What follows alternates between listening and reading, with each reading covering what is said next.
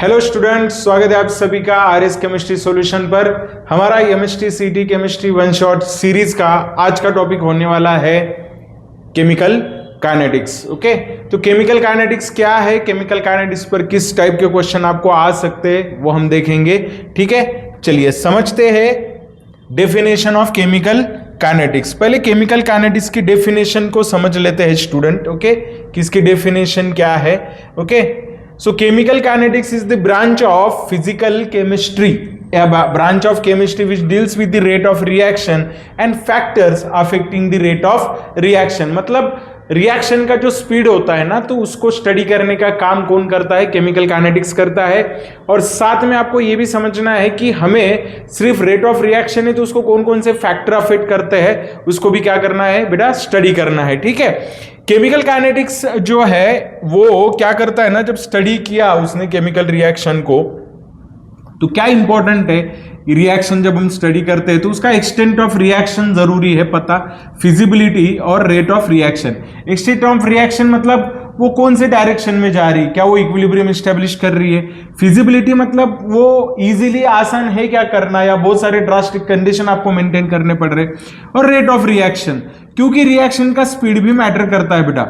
ठीक है, क्योंकि कितने टाइम में हो रही है वो भी बहुत ज्यादा क्या होता है, इंपॉर्टेंट होता है। हम कोई ऐसी रिएक्शन नहीं करेंगे जो बहुत ज्यादा टाइम लेगी या इन्फिनाइट टाइम लेगी, एक फिक्स टाइमिंग उसका होना चाहिए। या फिर उसका रेट बढ़ाने के लिए क्या क्या हम कर सकते हैं, ये सब कुछ डिसाइड करता है केमिकल काइनेटिक्स। ठीक है, चलिए तो हम स्टार्ट करेंगे बेटा रेट से। कहां से स्टार्ट करेंगे, रेट। ओके, सो सबसे पहले हम देखेंगे एवरेज रेट। ओके, तो ये एक आपको प्रिसाइज आइडिया देता है कि रिएक्शन का रेट क्या होना चाहिए। ठीक है, तो कभी भी कोई किसी भी रिएक्शन का रेट जब आप निकालोगे तो आपको पता है रिएक्शन या तो गैसियस फेज में होती है या सॉल्यूशन फॉर्म में।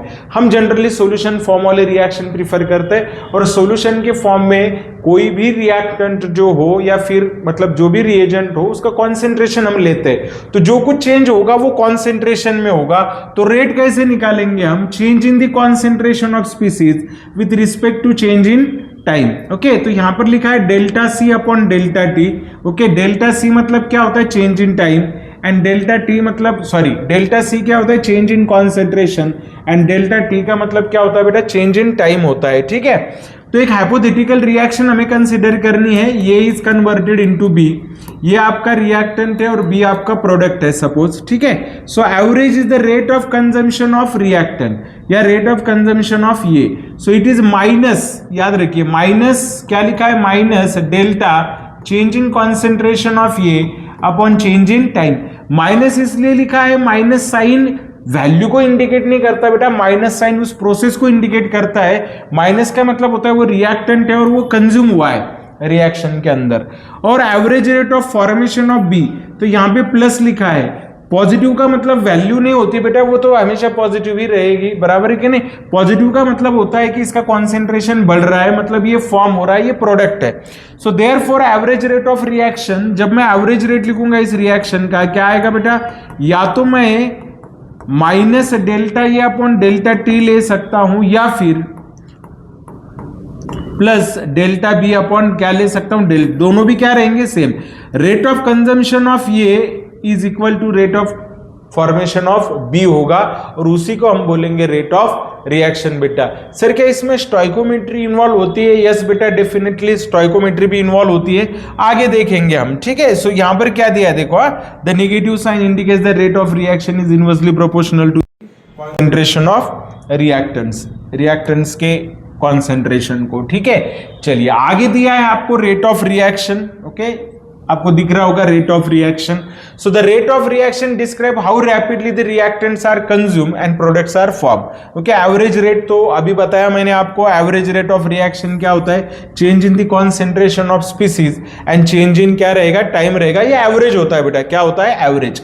अभी उसके बाद हम देखेंगे इंस्टेंट रेट। अभी इंस्टेंट रेट क्या होते हैं, एट एनी इंस्टेंट आप ये रेट क्या कर सकते हो, डिटरमाइन कर सकते हो, क्योंकि रिएक्शन का रेट हर समय कांस्टेंट होगा, इसका कोई मतलब हमारे पास प्रूफ नहीं है।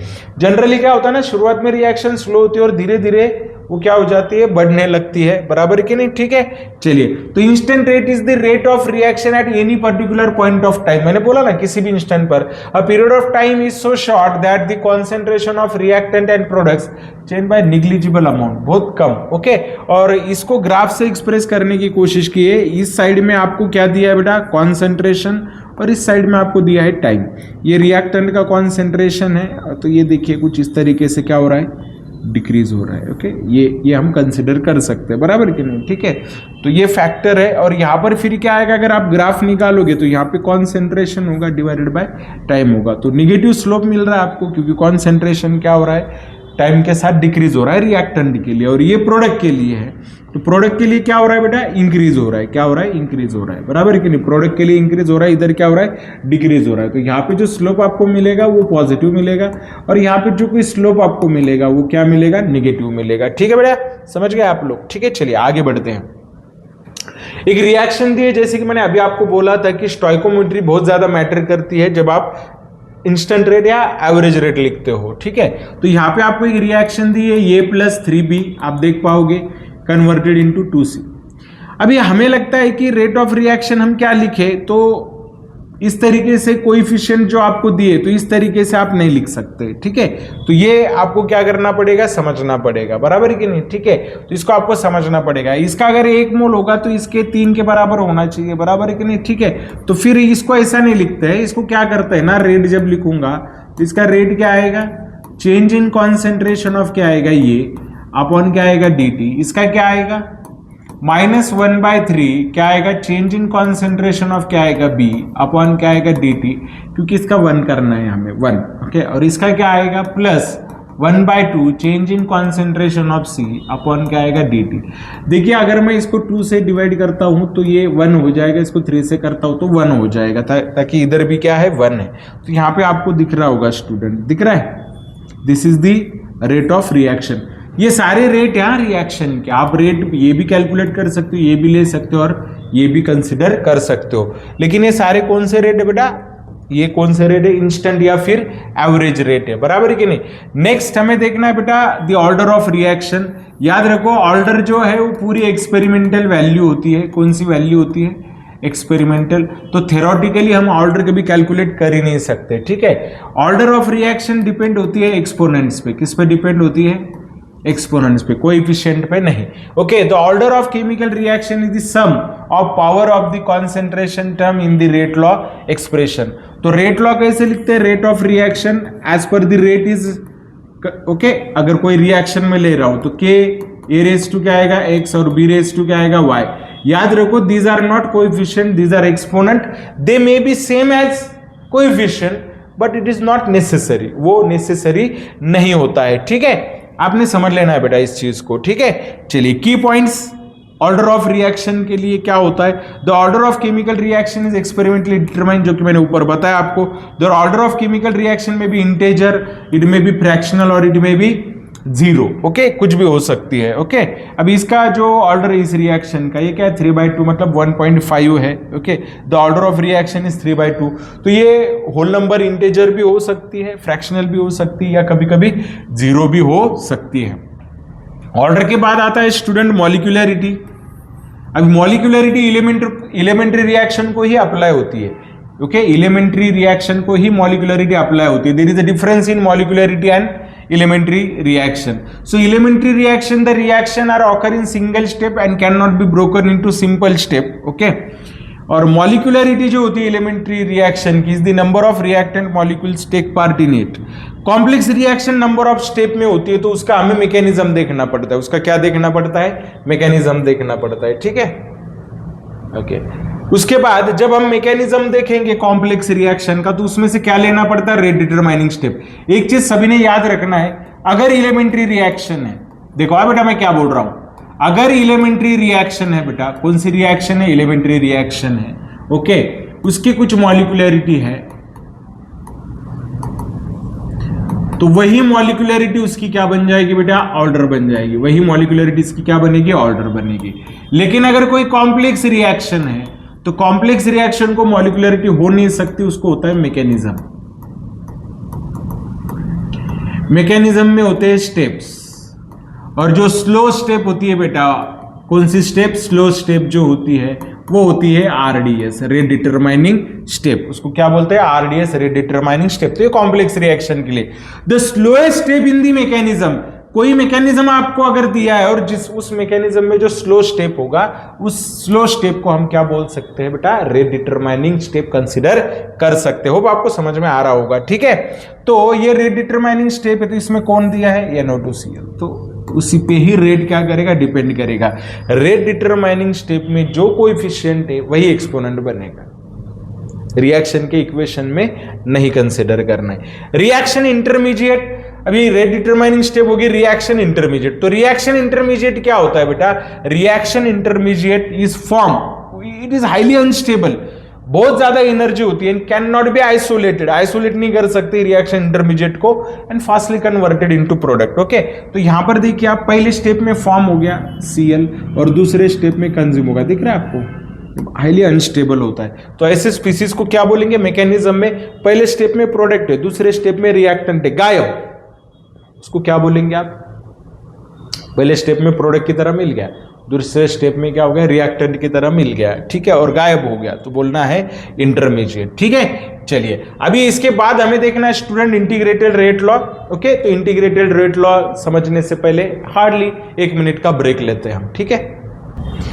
Okay, welcome back student. चलिए स्टार्ट करते हैं हमारा केमिकल काइनेटिक्स का नेक्स्ट पार्ट। इसमें अभी हमें देखना है स्टूडेंट इंटीग्रेटेड रेट लॉ, आप देख पा रहे होंगे यहाँ पर। तो क्या होता है इंटीग्रेटेड रेट लॉ, इसको थोड़ा सा मैं समझाने की कोशिश करता हूँ आपको कि इंटीग्रेटेड रेट लॉ क्या होता है, बराबर है।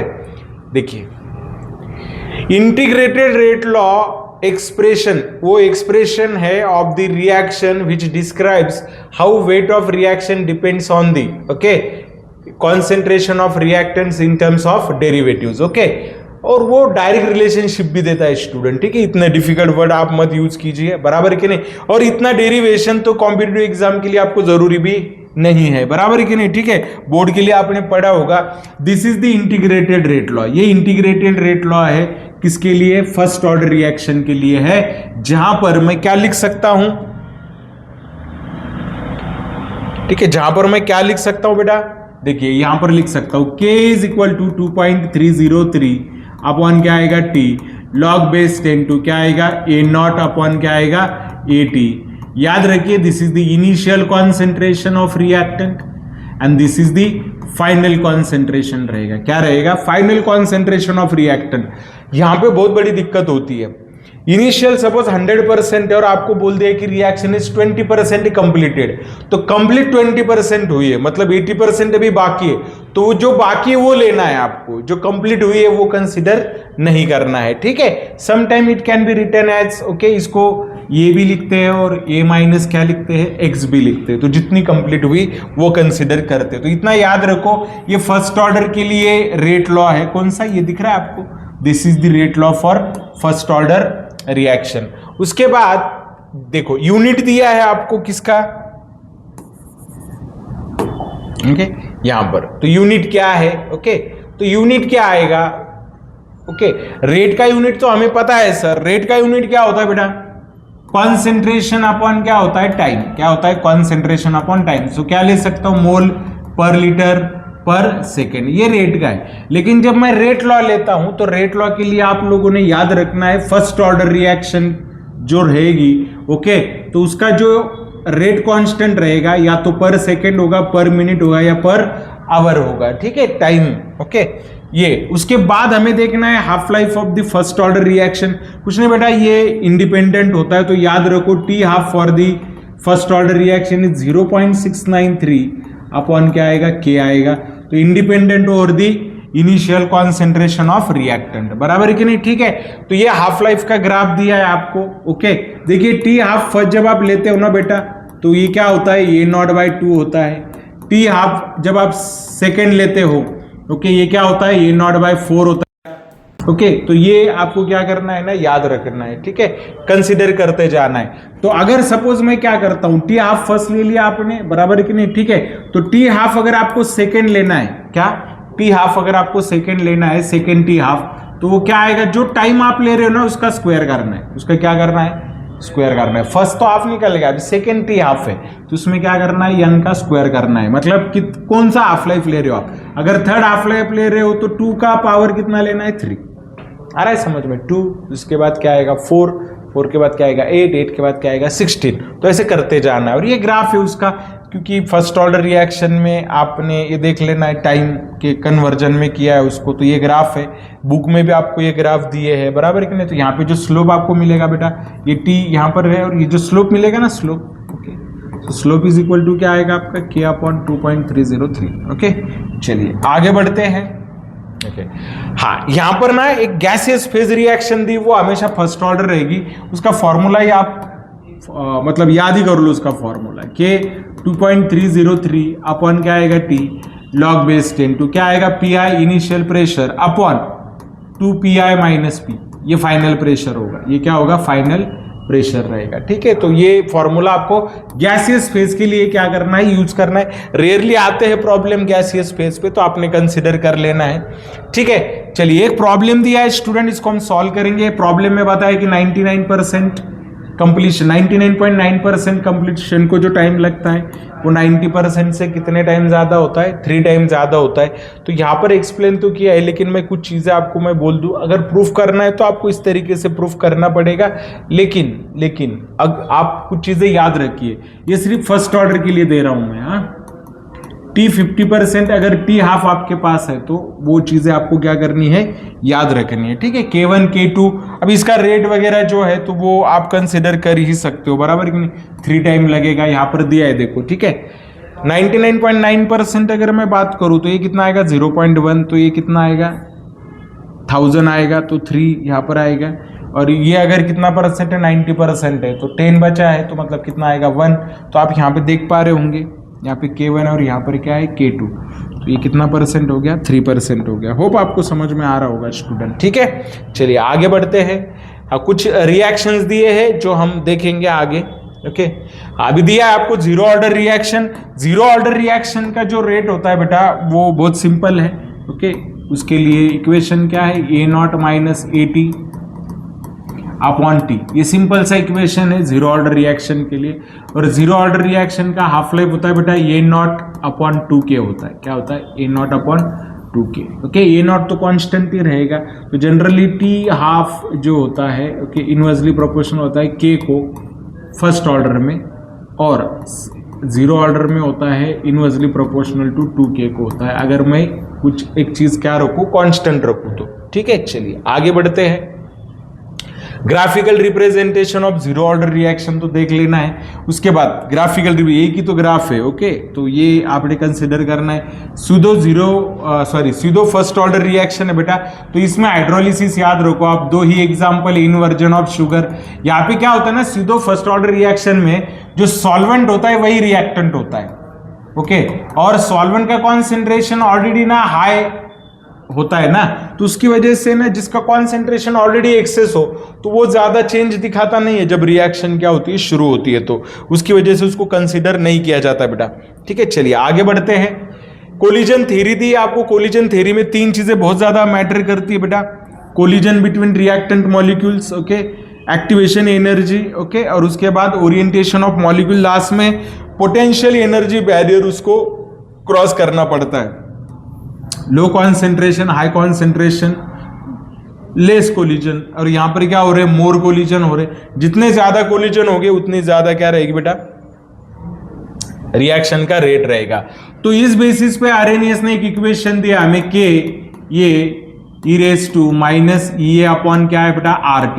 यहाँ पे ई क्या है, activation energy, R is the gas constant and T is the temperature in Kelvin. तो ये ग्राफ आपको दिया है, ग्राफ आप याद रखिए सब लोग। ग्राफ पे बहुत ज्यादा क्वेश्चन आते हैं। यहाँ पे आता है नेचुरल लॉग ऑफ K और यहाँ पर आता है 1/T।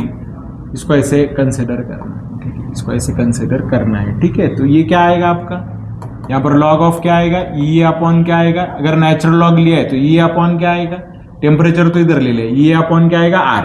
और यही अगर आप लॉग K लेते हो, ओके, तो ग्राफ तो सेम ही आएगा 1/T। ओके, सॉरी यार, ग्राफ मैंने इंक्लाइन निकाल दिया, डिक्लाइन होना चाहिए ग्राफ। ग्राफ कैसा होना चाहिए, डिक्लाइन होना चाहिए। ठीक है, चलो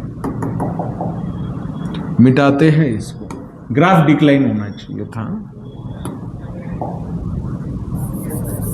इसको मिटाते हैं। ओके चलिए, तो ग्राफ याद रखिए हाँ स्टूडेंट आप लोग, ठीक है। यहाँ पर क्या आएगा, नेचुरल लॉग ऑफ के, यहाँ पर आएगा 1/t, ऐसा ग्राफ आएगा, और यहाँ पे स्लोप क्या आएगा, -EA/r, बराबर है, जो कुछ स्लोप आपको मिलेगा। और यही अगर मैं लॉग ले रहा हूँ, लॉग ऑफ क्या ले रहा हूँ, k, और यहाँ पर ले रहा हूँ 1/t, तो यहाँ पे स्लोप क्या आएगा, EA/2.303r।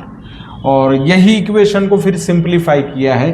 अभी इक्वेशन को सिंप्लीफाई कैसे करते हैं, तो log of k is equal to log of ये माइनस EA/2.303RT। ओके, तो ये होता है जनरल फॉर्मूला। ओके, और फिर इसको क्या किया ना, इफेक्ट ऑफ टेम्परेचर के लिए ये फॉर्मूला यूज किया है, क्या, लॉग ऑफ K1 अपॉन क्या लिया है, K2 लिया है, बराबर के। तो यहाँ पे क्या आएगा, EA/2.303R, और यहाँ पर क्या आएगा, T2 माइनस T1 अपॉन, यहाँ पे K2 अपॉन K1 है, ठीक है। और यहाँ पर क्या आएगा, T2 माइनस T1, और यहाँ पर क्या आएगा, T1 T2।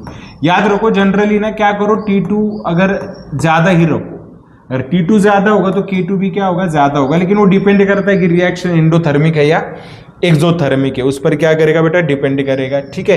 ये प्रॉब्लम एक्सरसाइज है, आप लोग सॉल्व कर सकते हो उसको, ठीक है। आगे बढ़ते हैं, effect of temperature graphical representation दे, आप देख सकते हो लोअर टेम्परेचर पर एक्टिवेशन एनर्जी ज्यादा है, हायर टेम्परेचर पर एक्टिवेशन एनर्जी कम है, तो बहुत जल्दी कन्वर्जन हो जाएगा। हाई टेम्परेचर पर रिएक्शन का रेट बढ़ता है। कैटलिस्ट का रोल क्या होता है, तो कैटलिस्ट पाथवे चेंज करता है, एक्टिवेशन एनर्जी कम करता है, सरफेस एरिया प्रोवाइड करता है। देखो विदाउट कैटलिस्ट रिएक्शन की एक्टिवेशन एनर्जी बहुत ज्यादा है, और यहाँ पर एक्टिवेशन एनर्जी क्या है, कम है। एक चीज याद रखो, activation energy increases, rate decreases, activation energy decreases, rate increases, इतनी चीज आपने याद रखनी है, ठीक है स्टूडेंट। तो इसी तरीके से हमने जो केमिकल काइनेटिक्स है बहुत शॉर्टली कवर कर लिया है। चलिए कुछ एमसीक्यू सॉल्व करते हैं एक 2 मिनट के ब्रेक के बाद।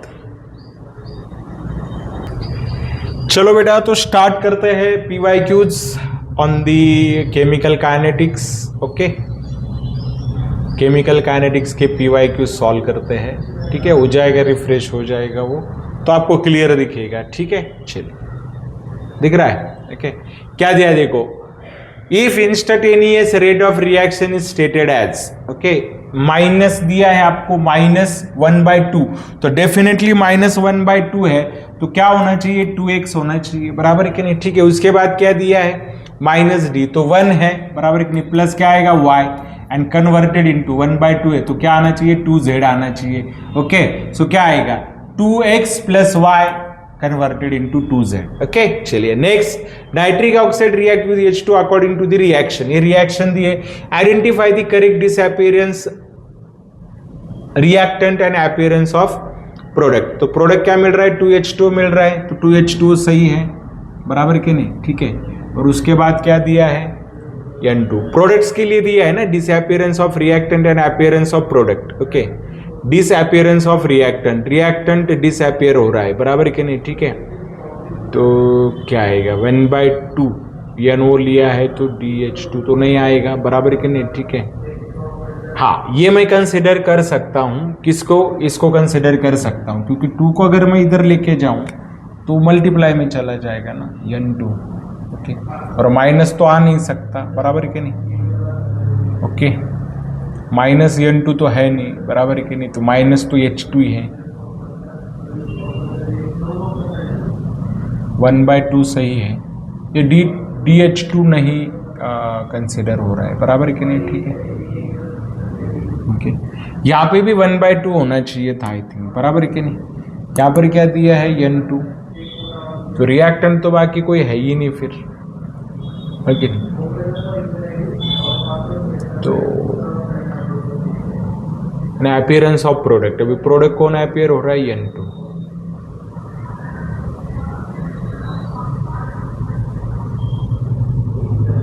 तो यहाँ पे यही की कंसिडर कर सकते हैं हम, बराबर कि नहीं, यही कंसिडर कर सकते हैं। Identify the correct relation for disappearance of reactant and appearance of product, disappearance of reactant and appearance of product। तो disappearance की अगर मैं बात करूं, ना इक्वेशन ही गलत लग रहा है,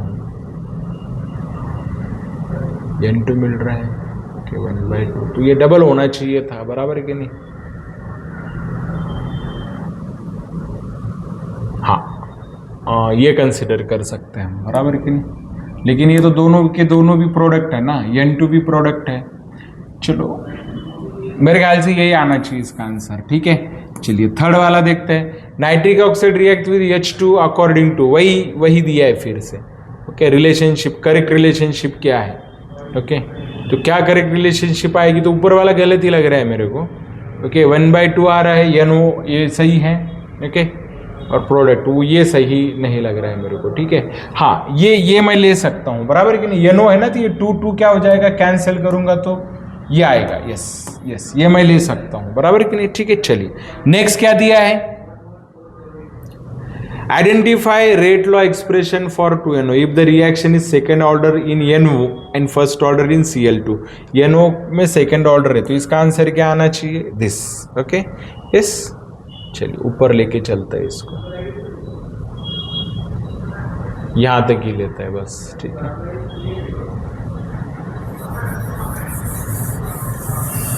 ये मिटा देते हैं, ओके, क्योंकि ये वैसे रहता है स्क्रीन पे।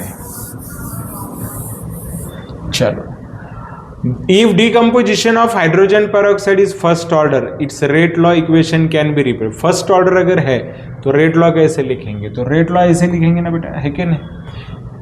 उसके बाद क्या दिया है? Consider the reaction, okay, 2A plus 2BC. If concentration of A is double at constant B, the rate increase by factor 4.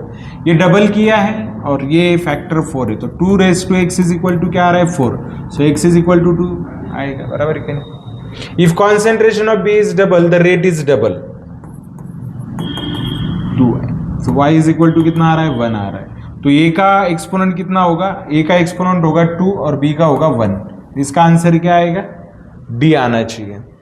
The rate constant for the first order reaction is 7 into 10 raised to minus 4. If initial concentration of reactant is 0.08, what is the half life of reaction? पहले देखो क्या first order reaction है? Yes, तो initial concentration की जरूरत ही नहीं पड़ेगी आपको, बराबर है कि नहीं? तो क्या लेंगे आप? 0.693, अप्रोक्सीमेटली 0.7 ले सकते हैं हम, divided by 7 into 10 raised to क्या आएगा? -4।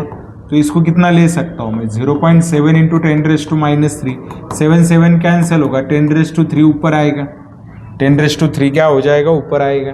तो 10 raised to 3 अगर ऊपर आ रहा है तो 1000 होना चाहिए, 1000 से थोड़ा कम, क्योंकि 0.693 था तो मैंने 7 ले लिया। इसका आंसर क्या आएगा? 990 सेकेंड आएगा। ओके, नेक्स्ट देखते बेटा, इसको मिटा देते हैं, ठीक है।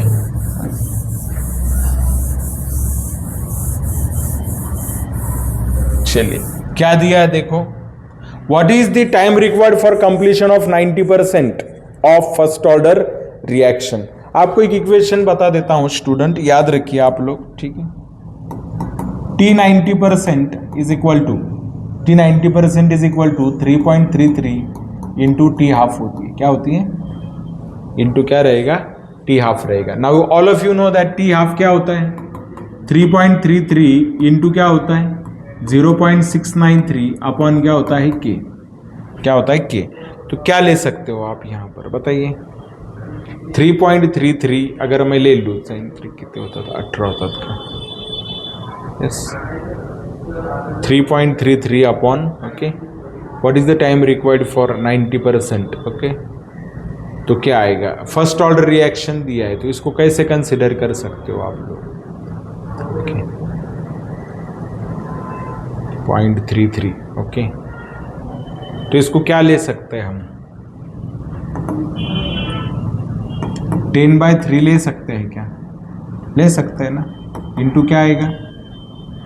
0.693 अपॉन क्या आएगा? के, ओके। इसको कैंसिल कर दो, ये कितना आएगा?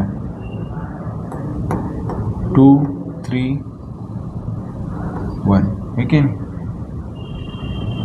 हाँ, 2, 3, 1 आ रहा है, के कैंसिल हो गया, तो 10 से मल्टीप्लाई करेंगे तो कितना आएगा? 2.3, है ना। तो क्या आएगा इसका आंसर 2.303 अपॉन के आएगा। क्या आएगा 2.303 अपॉन के। ओके चलिए नेक्स्ट।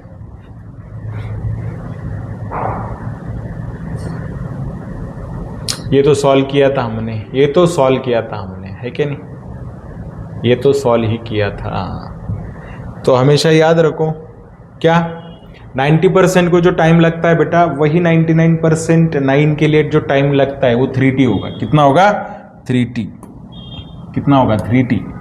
ओके आपको पता है t हाफ फॉर ओके और t हाफ, ये अगर मैं कंसिडर करूँ ना ये क्या करते हैं ना टाइम। ओके 99.9% डिवाइडेड बाय, तो ये क्या होता है पता है आपको 9.99 divided by 3.33 into T half upon T half. T half cancel, इसका कितना आएगा 3, तो 3 ले सकता है।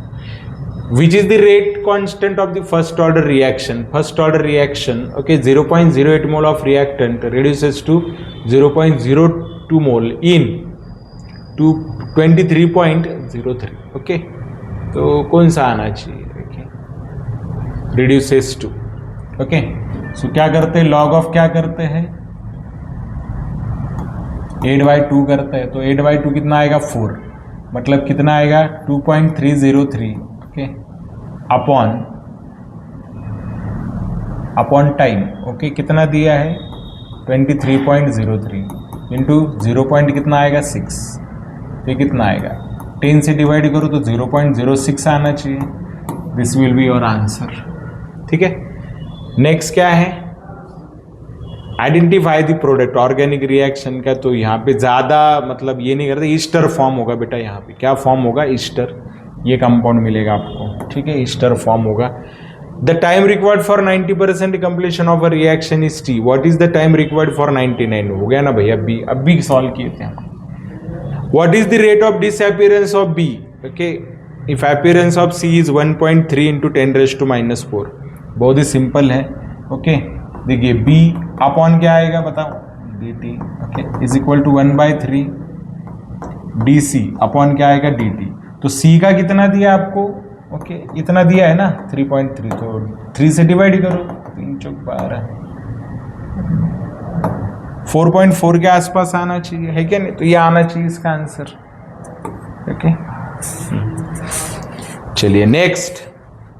Which among the following reaction can be example of pseudo first order? Inversion of cane sugar, hydrolysis, inversion of cane sugar. So by this way we have completed the chemical kinetics student। ये video अच्छा लगा तो like और share करो, अपने दोस्तों के साथ शेयर करो। इस वीडियो को लाइक करने के बाद चैनल को सब्सक्राइब करना नहीं भूलना है। ठीक है इस सीरीज के बाद स्टूडेंट मैं केमिस्ट्री का पूरा कोर्स लेने वाला हूं जो सभी कॉम्पिटिटिव एग्जाम के लिए हेल्पफुल रहेगा। वो डिटेल में रहेंगे स्टूडेंट। ऐसे अच्छे अच्छे ट्रिक के लिए मेरे चैनल को सब्सक्राइब करो। Bye bye.